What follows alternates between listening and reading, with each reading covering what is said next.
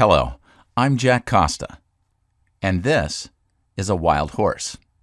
And in this free presentation, I'm going to show you how understanding this wild horse can help you effortlessly reach the deepest meditation experience of your life. In fact, I'll share 3 tips I learned during my journeys in Southeast Asia that will help you reach this deep state of meditation. And these 3 tips will help anyone achieve a deeper meditation effortlessly. It doesn't matter if you've been meditating for years or if you're just getting started. Not only will you get rid of stress, but you'll achieve your full potential in every part of your life. You'll get more done at work, finally accomplish your personal goals, and improve your relationships. Your health, creativity, and intuition will feel more primed than ever before. Now, I don't know how long I'll keep this presentation online or how long it will be free to watch, so watch until the very end while you still can.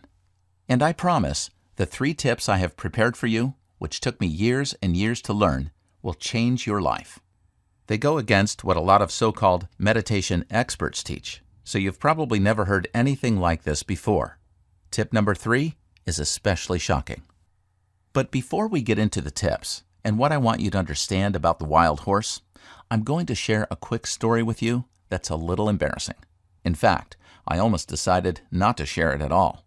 You'll see why in just a moment, so keep watching. Deal? Great. I wasn't always a successful meditation coach. In fact, I never even dreamed about helping thousands of people improve their meditation practice. You see, I began meditating 29 years ago while still attending college. It all started when a friend asked me to join an extra credit biweekly Zen meditation session where 6 of us had to sit in a circle as we meditated in silence. I found deep tranquility during those sessions, but I also realized the difficulty of staying focused during meditation. To help myself stay focused, I studied and practiced a series of meditation techniques that ranged from listening to sound waves to candle meditation to mindfulness meditation. I went from an absolute beginner to the meditation master. My friends now came to me for advice, and I helped them reach deep, fulfilling meditative states. I was happy. My life was in balance, and my mind was at peace. But here's the part I'm embarrassed to share. I quit meditating. I started working in the IT sector of a very important company. I became obsessed with my career and stopped taking care of myself. I sat in front of the computer for 12 hours a day, taking short breaks to eat while I answered emails. The highlight of my day was going outside to smoke a cigarette. Long gone were the days of balance and deep fulfillment I had felt before. I was living to work, to fill an empty part of me that I had forgotten. For over 10 years, I didn't sleep through the night. Eventually, my health deteriorated. All those years of waking up at 6 a.m. and working nonstop were slowly catching up with me.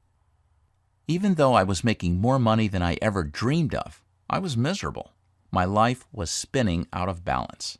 My personal and work relationships were stressed and strained. Even lifelong friends had stopped calling. I felt worthless. But still, I craved inner peace. I'm even more embarrassed to say that even once I realized how unhappy I was, I still didn't change anything. I remembered how I used to feel happy and fulfilled, really in control of my life. But getting back to that just seemed impossible. I had hit bottom, and I didn't know how to get out. It wasn't until the middle of a cold, rainy March night that something happened that made me turn things around. I was brushing my teeth, getting ready for another long, sleepless night, when I saw red and blue lights flashing through the rain-covered window. I grabbed an umbrella and walked outside. Paramedics had my neighbor on a stretcher and were carrying him to an ambulance. His wife was standing in her bathrobe, crying into a drenched tissue. I couldn't believe it. My neighbor wasn't much older than me. But all of a sudden, he was being rushed to the hospital, and everything was changing. It's hard to explain what happened next. I squeezed my eyes shut, and for 3 seconds, I saw my whole life. I saw how I used to be happy, but how everything was out of balance now. And I realized I didn't know how many tomorrows I might have. More than anything,